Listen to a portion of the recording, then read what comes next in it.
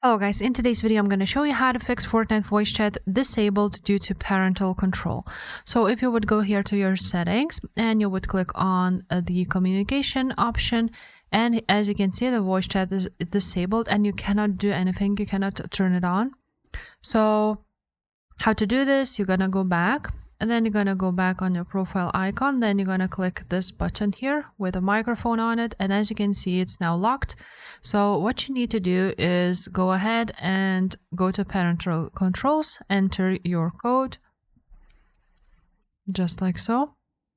Then as you can see here at the top there is a voice chat, and you can go ahead and change it to friends only, friends and teammates, or everybody. And after that you want to go ahead and you can also do the same for the text chat, and then you're gonna go ahead and save it. And that's it. Your problem should be fixed. Now when you go here on the communication, as you can see, you can now go ahead and change the voice chat. So if this video was helpful, make sure to subscribe and I will see you next time. Bye.